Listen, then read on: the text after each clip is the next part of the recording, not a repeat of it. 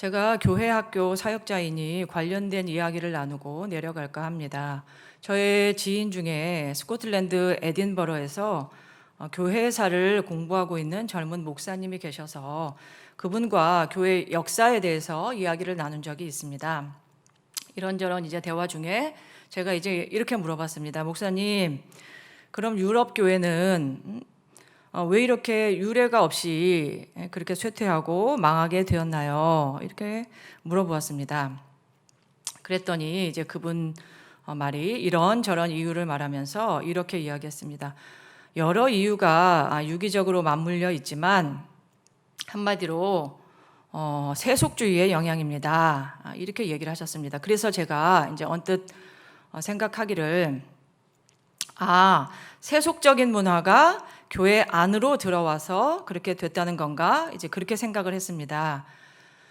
이제 예컨대 몇 년 전에 교회 학교에 이제 아이들이 줄어드니까 그 대형 교회에서 교회당 안에다가 PC방을 만들어 놓고 아이들이 오게끔 이런 것을 한 적이 있었는데 이제 그런 경우를 생각했고 또 이제 토요일에 집회를 만들어서 그 집회에 이제 청소년들을 초청하는 이제 그런 집회였는데요. CCM을 이제 빠른 템포의 CCM을 틀어주고 그 클럽 같은 데서 사용하는 이런 조명을 비추어주고 아이들을 이제 뛰고 춤추고 놀게 하는 이제 그런 말하자면 그 뉴 버전 문학의 밤 같은 그런 이벤트를 토요일에 이제 연 적이 있는데 그런 경우를 생각을 했습니다. 그런데 그분 말이 전도사님, 만약에 그런 문제라면 그것은 얼마든지 해결이 가능한 사안이 아니겠습니까? 그런 문화적인 이유라면 없애면 되는 거겠죠. 그래서 제가 그럼 뭐가 문제인가요? 유럽 교회가 세속주의 때문에 망했다면 그 세속주의는 무엇을 의미하는 건가요? 하고 말했습니다. 그랬더니 이제 그분 말이 유럽 사회가 산업혁명 이후로 급격하게 부유해지면서 한마디로 하나님이라는 존재 자체가 필요치 않아져서라고 했습니다. 그 얘기를 듣는데 뭐라 할 말이 없었죠. 언젠가 들은 이야기가 오버랩 되었습니다. 언젠가 제가 들은 이야기인데 호주 사람들은 천국 가는 것을 그렇게 소망 안 한다고 해요. 그 이유는 자기들 나라의 그 천혜의 환경이 마치 지상낙원 같이 좋아서 천국을 소망 안 한다. 이제 그런 얘기를 들은 적이 있는데 그 이야기를 들었을 때와 이제 비슷한 느낌이 들었습니다. 뭐라 할 말이 없었습니다. 왜냐하면 가만히 생각해 보니 저 역시 몇 년 전에 비슷한 생각을 한 적이 있었기 때문입니다. 몇 년 전에 극동방송에 보통 이제 소망의 기도라고 오전 11시에 이제 소망의 기도를 하는데 그 소망의 기도에서 한 중년의 여성 집사님 한 분이 기도 제목을 내놓으면서 아들이 컴퓨터가 필요하다. 그것을 위해서 기도해달라. 이런 얘기를 이제 방송에서 기도 제목을 내놓으신 적이 있습니다. 그것을 들었을 때 저 역시 금방 드는 생각이 저것은 컴퓨터를 사야 될 문제지 기도 요청을 할 일은 아닌 것 같다. 제가 그런 생각을 했었습니다. 그러면서 또 곧바로 드는 생각이 나도 부패했구나. 나도 부패했구나. 컴퓨터를 살 형편이 안 되는 사람은 그 필요를 돈 주고 사는 것이 아니라 기도를 통해서 얻는데, 그러니까 자기가 그것을 살 만한 능력이 없는 사람은 육신의 아버지한테 구하듯이 하나님 아버지한테 그것을 달라고 구하는데 나도 벌써 그런 생각을 먼저 하는구나 하면서 생각을 굉장히 많이 한 적이 있습니다. 그리고 그분이 또 실제로 그 다음 주에 응답받은 간증을 올리셨는데 어떻게 그 시간에 또 제가 그 간증을 듣게 되었더랬습니다. 그래서 오랫동안 제가 그 일이 기억에 남고 생각을 많이 했었던 적이 있습니다.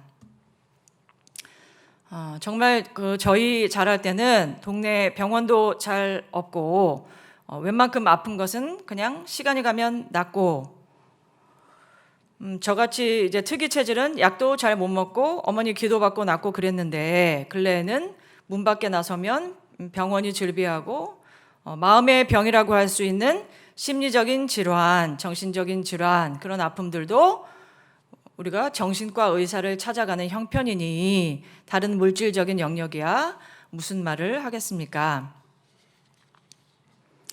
오늘 열왕기하는 아합의 아들 아하시아가 다락 난간에서 떨어져서 중병이 든 사건으로 이야기를 시작하고 있습니다. 그러나 이 사건 이전에 북이스라엘의 상태 또는 상황을 설명하는 아주 중요한 키워드 하나가 등장을 합니다. 1장 1절을 한번 같이 읽어볼까요? 시작. 아합이 죽은 후에 모압이 이스라엘을 배반하였더라. 아합이 죽은 후에 모압이 이스라엘을 배반하였더라. 아시다시피 아하시아의 선대 왕인 아합은 아내 이세벨과 함께 이스라엘을 우상천국으로 만들어 놓은 사람이었습니다.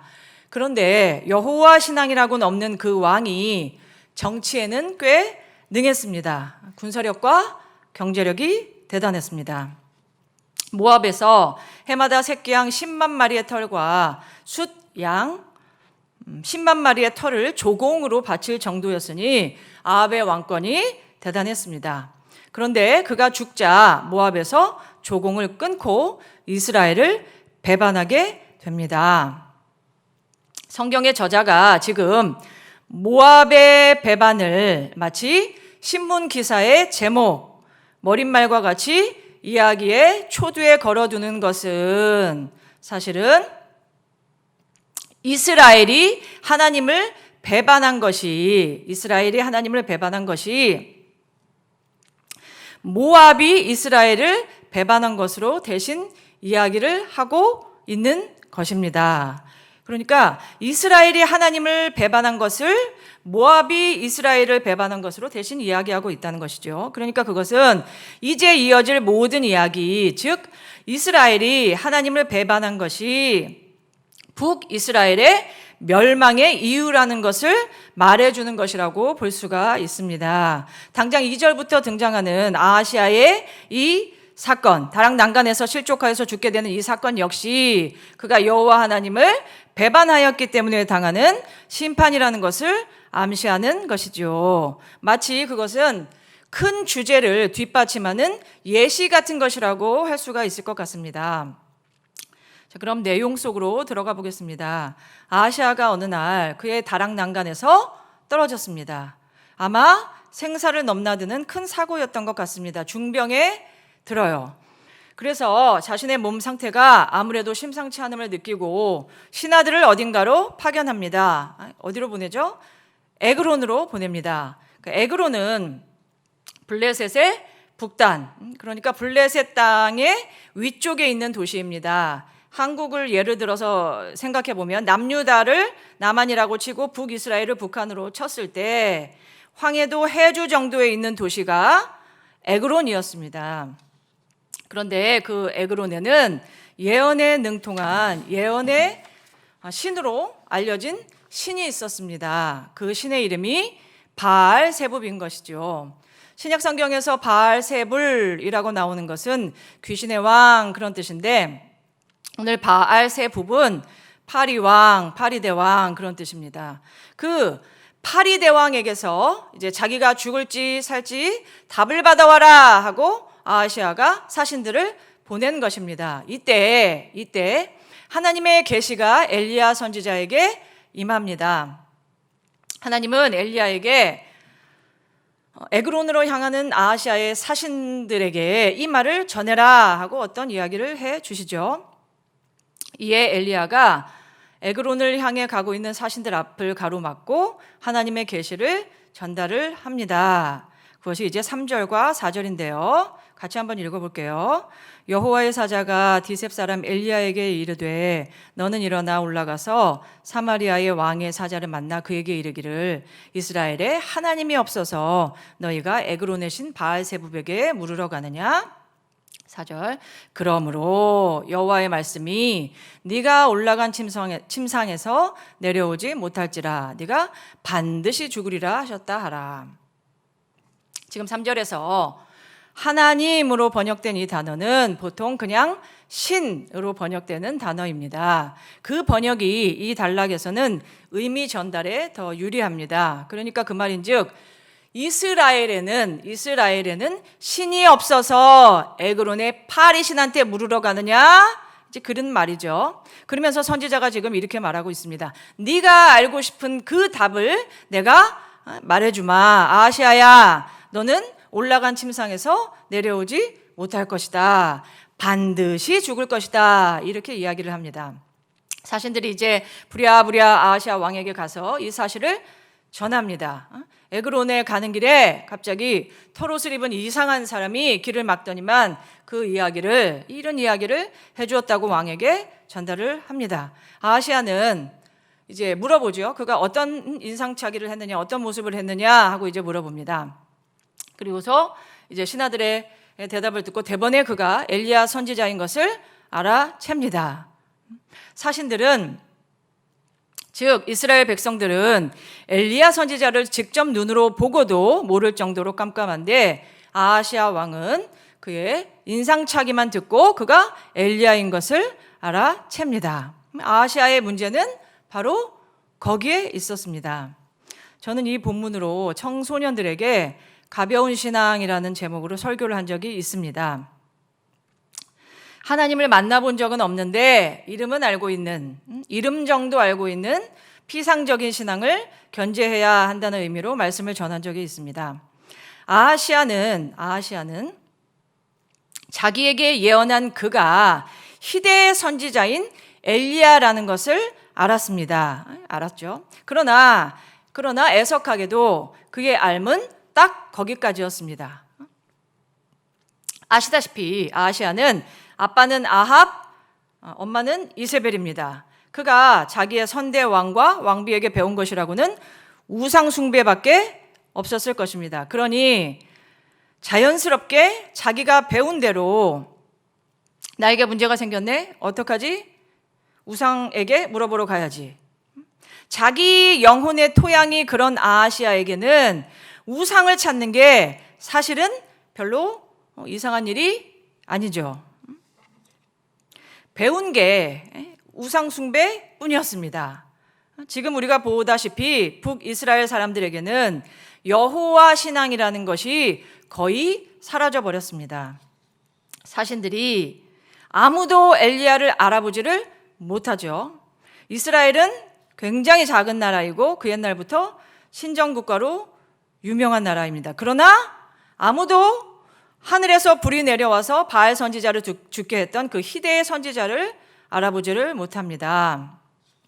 이제 그도 그럴 것이 가랑비에 옷 젖는다고 이 반복되는 우상 숭배의 쩔은 왕들의 통치 하에서 그 밑에서 살아가는 백성들에게서 여호와 신앙을 찾는다는 것은 어려운 일일 수 있겠죠.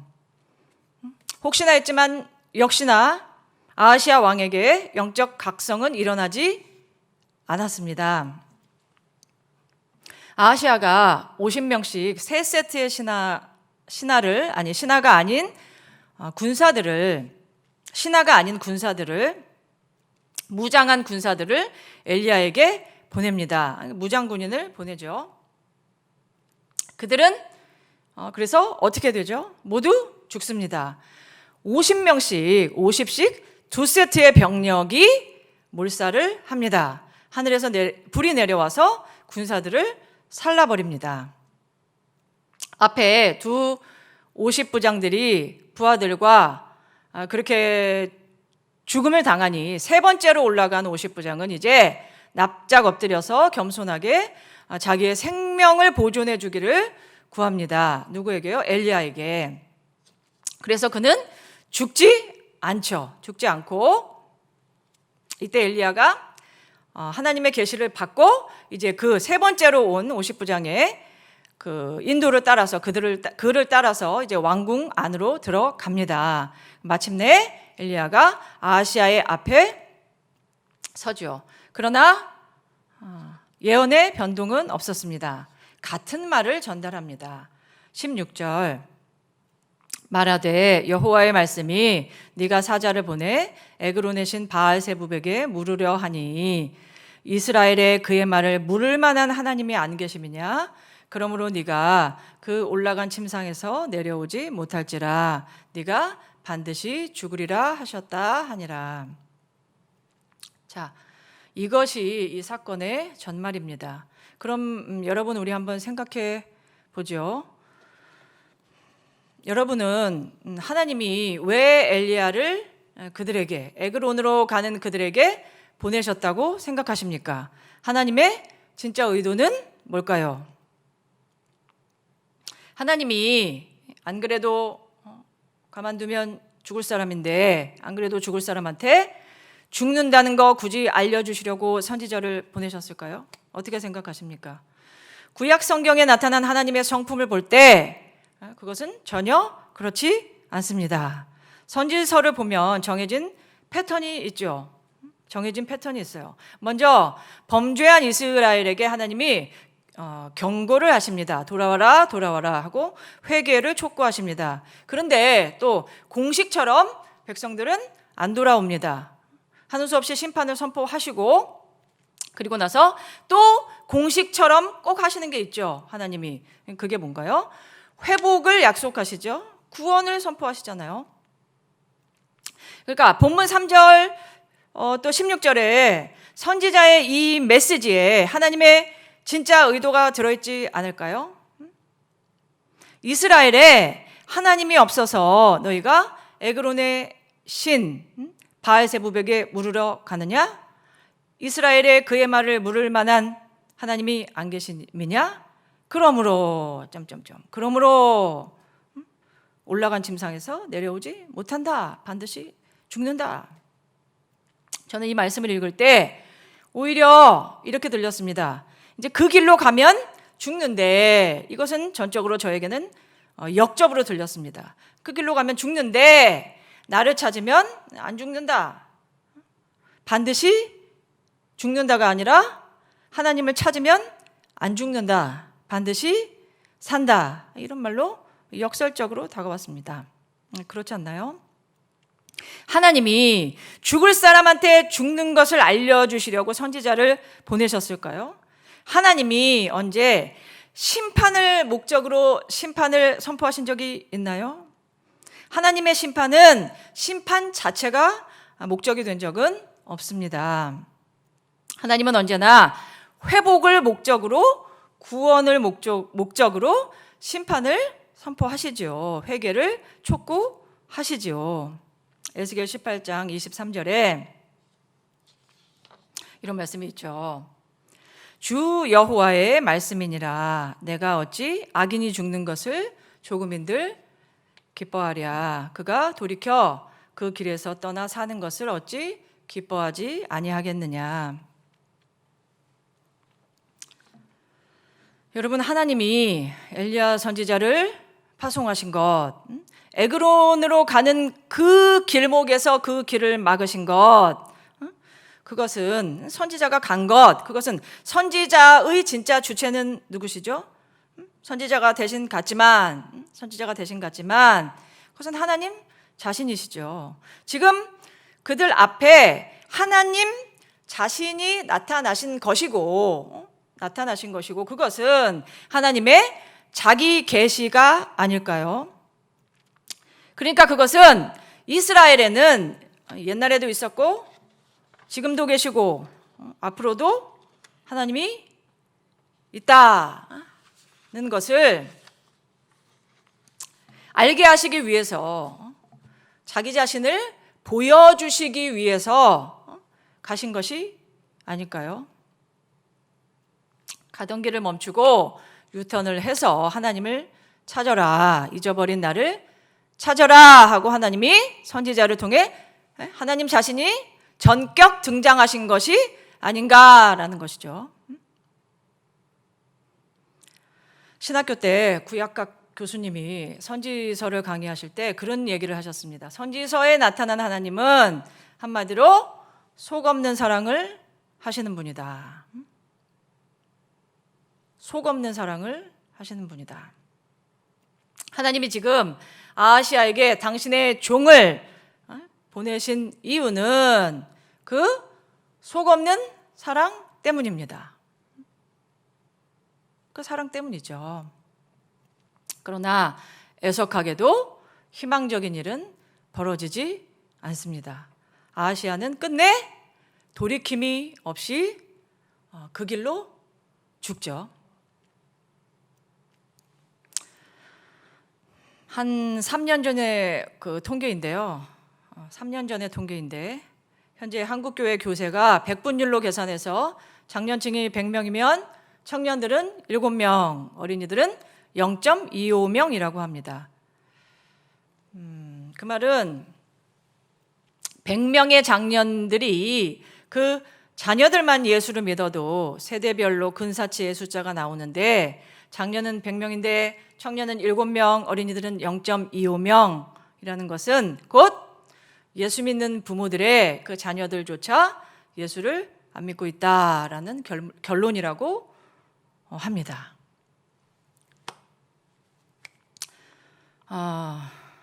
저희 가정 얘기를 잠깐 하겠습니다. 저희 가정은 복음이 들어오면서 고난, 환난, 역경이 이렇게 세트로 연달아서 같이 들어왔습니다. 그 첫 번째 고난이 어머니의 교통사고였는데요. 어머니의 교통사고로 가족의 삶이 전과 후가 완전하게 달라졌습니다. 저희 어머니는 이제 저희 부모님은 예수를 믿지 않았습니다. 저희 그 사남매는 어릴 때부터 교회를 내보냈는데 자녀들은 교회를 내보냈는데 부모님 당신들은 신앙생활을 하지 않았어요. 불신자였죠. 그러다가 이제 어머니가 옆집에서 있는 구역예배에 초청이 되어서 구역예배 우리 집에서 오늘 예배드리는데 누구 엄마 같이 예배드리자 하고 초청을 해서 구역예배에 갔다가 그 길로 마음이 뜨거워서 예수님을 믿은 이제 케이스예요. 그래서 언제 교회를 가느냐, 교회 갈 때 나를 꼭 데려가라 해서 구역예배 때 이제 마음이 뜨거워져서 예수님을 믿게 되었어요. 그리고 이제 어머니가 예수를 믿고 2년이 되던 해 여름에 제가 초등학교 2학년 때예요. 초등학교 2학년 때 그 집 앞에서 어머니가 이제 동네 아주머니들과 뭐 이렇게 구경하고 모여 있는 걸 제가 분명히 봤습니다. 보고 분명히 엄마가 막내 동생 안고 뭐 어떤 장수가 와서 그거 구경하는 것을 보고 이제 저는 주택 2층에 살아서 이제 집으로 들어왔어요. 집으로 들어왔는데 손 씻고 이제 가방 내려놓고 정말 5분 10분도 안 지났는데 갑자기 이제 쾅쾅쾅 이런 소리가 났습니다. 소리가 나고 사실은 그 소리보다는 사람들이 몰려와서 웅성거리는 소리가 더 크게 들렸어요. 그러니까 여름이었으니까 창문을 다 열어놨죠. 그러니까 다 들렸죠. 사람들이 웅성웅성 하는데 결정적으로 한 소리가 제 귀에 들렸어요. 이제 어떤 한 아주머니가 아이고 어쩌나 아무개 엄마 죽네 이런 소리가 들렸어요. 근데 그 아무개가 제 이름이었던 거죠. 제 이름이었던. 그래서 제가 지금 밖에서 사고가 난 것 같은데 교통사고가 난 것 같은데 그 주인공이 그 많은 아줌마들이 있는데 우리 엄마구나 이제 그걸 알았어요. 근데 제가 무서워서 나가보지를 못했어요. 나가보지를 못하고 이제 구급차가 와서 이제 다 가고 이제 한참 후에나 제가 나가봤어요. 이제 무서워서. 그리고서 이제 어머니가 예수 믿은 지 2년 만에 이제 교통사고가 났는데 뭐 10시간 뭐 넘게 수술을 하셨죠.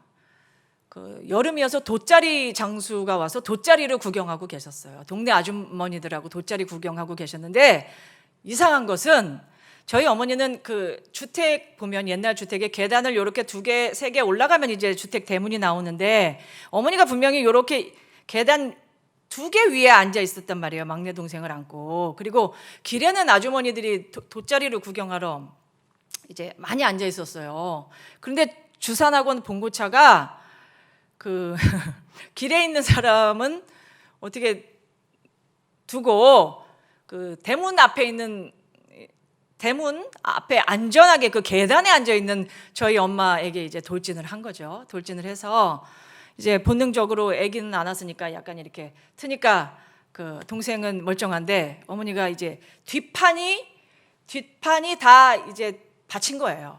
봉고차에다 받친 거죠.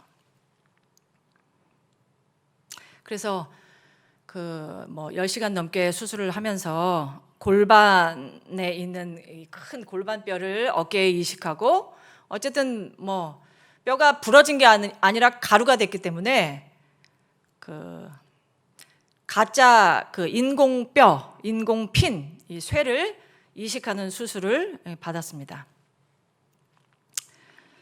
그래서 입원 뭐 상당히 오래 하셨었고 저는 어릴 때 기억이 어머니가 그 사복 입은 것은 기억에 없어요.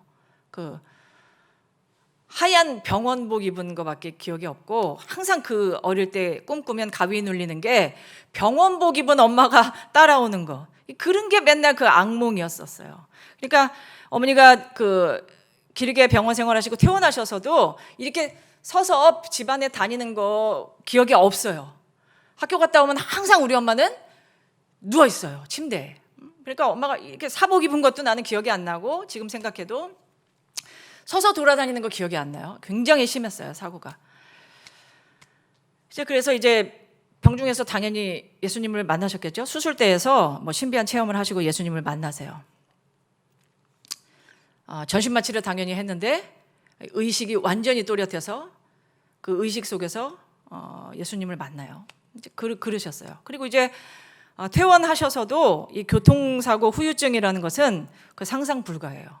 밤마다 못 주무세요. 못 자요. 아파서.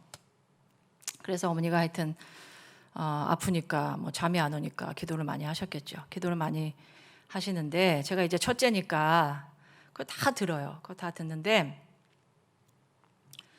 어머니가 그 기도를 많이 하시니까, 당신이 아파서 통증 때문에 기도하셨지만 기도를 많이 하시니까 예수님 만나고 은혜를 경험하고 이렇게 당신과 같이 아픈 사람들에게 이렇게 기도하면 잘 낫고 그랬어요. 이 치료하는 그런 그 은사가 어머니가 굉장히 뚜렷했어요. 당신이 아팠기 때문에.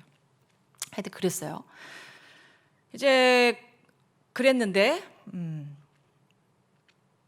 어머니가 그 아픈 사람들을 위해서 기도할 때마다 항상 기도했던 그 한마디가 제가 기억에 나는 게, 이 사람은 지금 믿음이 없는데 이 어린 여종의 믿음을 보시고 고쳐주세요. 이제 그런 기도를 하신 거죠. 이 사람은 지금 믿음이 없지만 제 믿음 보시고 고쳐주세요. 이 어린 여종을 보시고, 여종의 믿음을 보시고 고쳐주세요. 이런 기도를 많이 하셨어요. 그런데 그로부터 이제 30년 정도 후에 제가 첫 번째 사역지에서 급하게 이제 급성으로 혈액암이 온 그 우리 집사님의 오빠가 예수님을 안 믿고 있어서 복음을 전해 달라고 저에게 부탁을 해서 이제 건국대 병원에 가서 이제 그분에게 기도를 이제 복음을 처음에 이제 복음을 전하고 기도를 해 드리는데, 제가 이분 불신자니까 이분은 지금 믿음이 없지만 제 믿음을 보시고 고쳐주세요. 이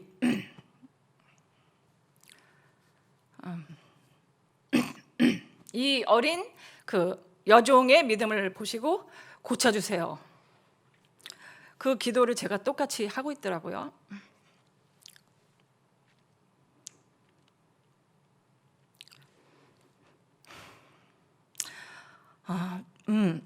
신학하고 제가 사역을 하면서도 항상 두 마음이 있었어요. 항상 뭐 누가 직장 생활하는데 항상 사표를 언제든지 사표 낼 거를 가지고 다닌다는 이렇게 말을 하듯이 사역을 하고 있지만 저는 사명에 대한 확신이 없었고 항상 두 마음이 있었어요. 어떻게 하면 계기가 있으면 저는 언제든지 그만두려고 항상 그 마음이 두 마음이 있었는데, 그러니까 저의 부르심에 대한 어떤 확신이 잘 없었어요. 근데 그분에게 제가 기도를 하면서 그날을 제가 잊지를 못해요. 왜냐면은 제가 닮기 싫었는데 어머니를 닮았더라고요. 그래서 그렇게 기도하고 있는 저도 모르게 그렇게 기도하고 있는 저를 발견을 하고 제가 하나님께 두 손을 들었었던 적이 있습니다. 그게 한 몇 년 전의 얘기인데요. 그때 이제 50% 정도의 이 사명에 대한 확신이 있었어요. 사명에 대한 확신. 그리고는 이제 작년에 저희 교회 오기 전에 기도원에 가서 기도하면서 이제는 이제 사명에 대한 확신이 뭐 조금 더 생겼죠. 그래서 이제 그것이 중요한 것이 아니라 이제 그때 알았습니다. 그때 뭘 알았느냐? 엊그저께도 제가 이제 몸이 좀 안 좋아서 건강 검진을 하러 가는데 제일 처음에 문진표에 묻는 것이 가족 중에 이러이러한 병이 있는 사람이 있느냐 이렇게 묻는 것처럼 질병에만 가족력이 있는 게 아니라 신앙에도 가족력이 있다는 것을 알았습니다. 신앙에 가족력이 있구나. 그리고 제가 개인적으로는 그런 단어를 별로 좋아하지 않는데 그냥 의미상 한번 사용하면 이 믿음, 신심의 영적인 흐름이 있나 보구나. 이제 그런 생각을 했어요. 표현을 이렇게 했을 뿐 그 말은 무슨 말이냐? 보고 배운 대로 살게 되더라는 것이죠. 그러니까 부모가 진짜 예수쟁이면 자식들이 예수를 안 믿을래야 안 믿을 수가 없구나. 그것은 내가 잘나서가 아니고 하나님께서 저항할 수 없는 은혜로 그 믿는 자들의 자녀들을 굉장히 붙들고 계시구나. 이거를 제가 실감을 했습니다. 결론입니다. 결론. 여러분 자녀들에게 자신의 문제를 물어볼 하나님을 갖게 해 주십시오. 인생을 뭘로 정의할 수 있을까요? 인생은 한마디로 문제의 연속이다. 그렇게 정의할 수가 있겠죠. 천하의 누구라도 문제 없이 사는 사람은 없습니다. 그럴 때마다 인생의 여정에서 내가 어찌할 수 없는 문제를 만날 때마다 하나님을 찾을 수 있는 아이들이 되도록 양육하십시오. 자기의 어려움을 다른 데 가서 묻지 말고 하나님께 묻고 하나님에게서 답을 찾는 사람이 되도록 가르치십시오. 마지막으로 이 얘기하고 같이 기도하고자 합니다. 백석대에 최영삼 교수님이 언젠가 이제 SNS에 글을 한번 올리셨는데 당신 부친 이야기를 올리셨어요. 팔순의 당신의 아버지는 새벽마다 기도를 하시는데 저 위에 나라님부터 해서 쭉 내려와서 당신네 그 동네에 오토바이, 요새 그 배달이 많아지면서 동네에 오토바이로 배달 다니는 분들이 많잖아요. 그런데 그분들이 거의 어떻죠? 젊은 청년들이란 말이죠. 젊은 청년들이에요. 당연히 그들이 부유층 청년이 아니고 우리네 서민들의 자식들인 젊은이들이라는 거예요. 그래서 그 젊은이들이 배달 다니다가 오토바이 사고 안 나게 지켜주시라는 기도로 새벽 기도를 마치신다고 해요. 젊은이들의 생명을 귀히 여겨달라는 기도로 그 팔순의 아버님이 기도를 마치신다고 합니다. 저는 그 얘기를 들을 때 정말 부끄럽고 그 팔순의 아버지의 그 기도하시는 그분의 그 신심, 젊은 생명들을 향한 그 사랑을 생각할 때 제가 저절로 고개가 숙여지고 저절로 머리가 숙여졌어요. 그러면서 드는 생각이 우리 부모 세대에게 이런 빚을 지고 있는 사람들인데 우리가 그분들 기도 때문에 지금 이렇게 살고 있는데 저희 어머니도 날마다 전화해서 하시는 말이 잘난 척 하지 말아라. 저랑 제 동생이 또 목사인데 잘난 척 하지들 말아라. 너희들은 다 내 기도 따먹고 사는 것들이다. 맨날 그러세요. 맨날 전화해서 그러세요. 그렇게 우리가 우리 부모 세대들의 기도 때문에 이렇게 살고 있는데, 그럼 나는 내 뒷세대들을 위해서 무엇을 어떻게 얼마나 기도하고 있는가?